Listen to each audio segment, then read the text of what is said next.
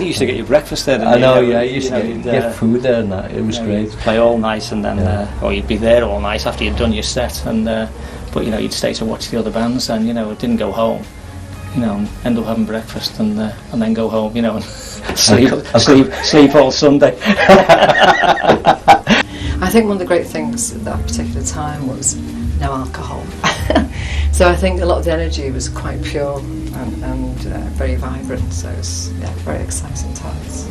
Oh God, the all-night sessions, they were something else. I mean, there wasn't a better gig, there wasn't a better venue for all-night sessions than the Iron Door. You can take the Jackal, you can take the Blue Angel, you can take the Cavern, but the Iron Door was the inn. That was the key place. It was brilliant. The earliest memory of the Iron Door is the smell, the atmosphere, the stirs, and the fact that those of us that worked in the city at the time, we always used to take extended lunchtimes to go to the lunchtime sessions, particularly if you were playing in the lunchtime sessions. But the Iron Door is very much sort of underestimated in its contribution to music in Liverpool.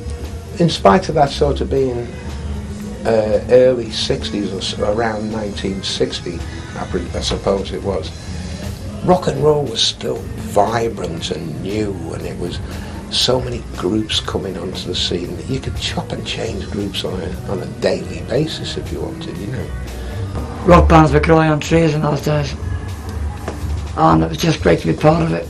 The atmosphere tonight and the people who turned up here tonight and the bands, well, I can't describe it. It's just awesome. Tonight we're just trying to bring it back to people's memory, the Iron Door for what it was, because for years Jeff has been saying to me, all he say is the Cavern and the Beatles, and the Beatles actually played at the Iron Door before the Cavern.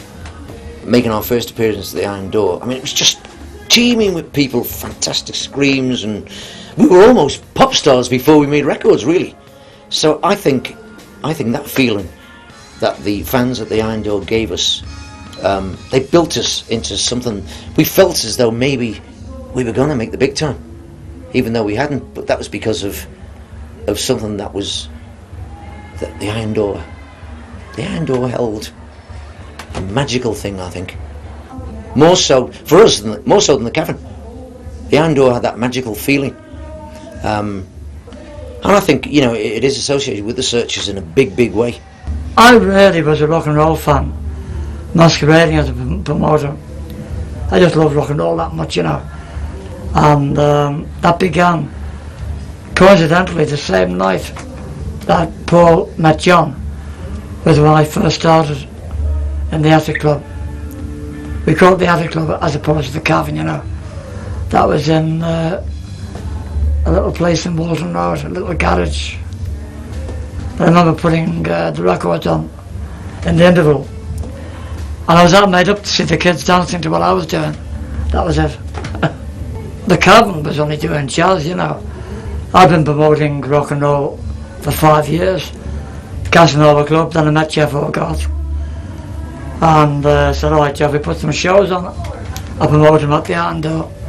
I did, I think, the first 4 months, and it was great, We took advantage of the fact that the Cavern didn't realise what was happening. Jeff was a bit worried about, he thought, well, he's sure it's going to pay. So we had the best night you've ever had.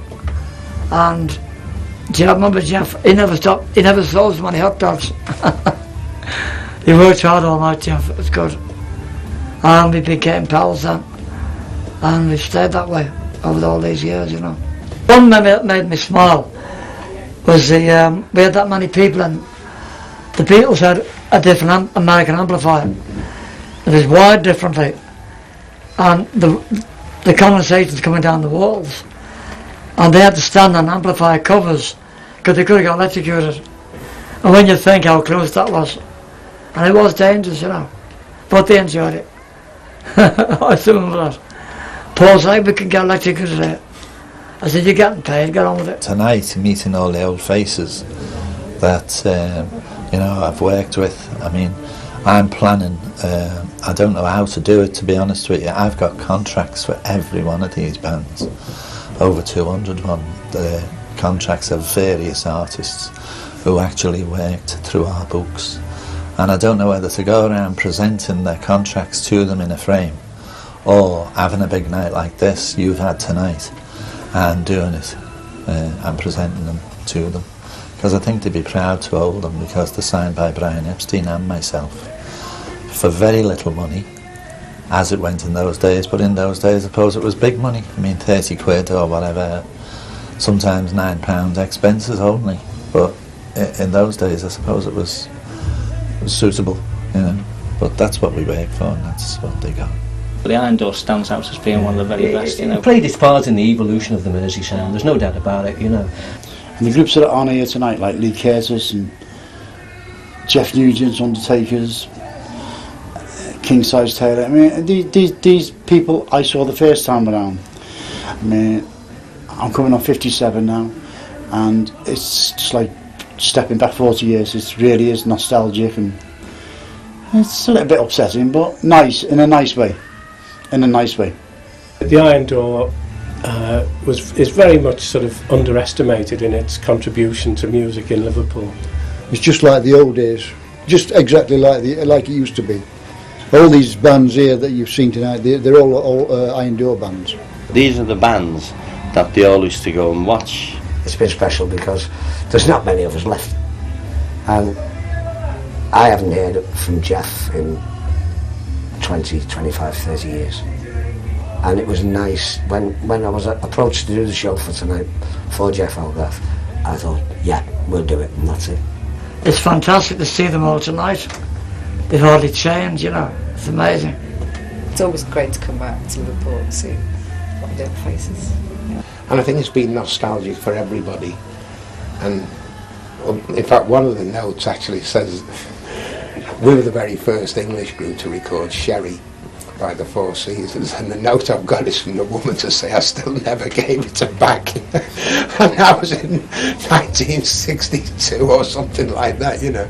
Went to her house, borrowed it, and she said, not that that matters, it's just great to come here and actually say. And I think that sums up what the evening has been about, is it's brought nostalgia, memories, everything, the camaraderie. I mean, look at the lads here now. No backbiting, they're just going and doing the job, and that's the way it was, and that's the way it'll always be with them. I wanted to try and keep the name of the Iron Door alive. You know, I don't want it to disappear. I mean, it's a forgotten club, and I'm trying to revive it again, which hopefully is going to be a start to its revival.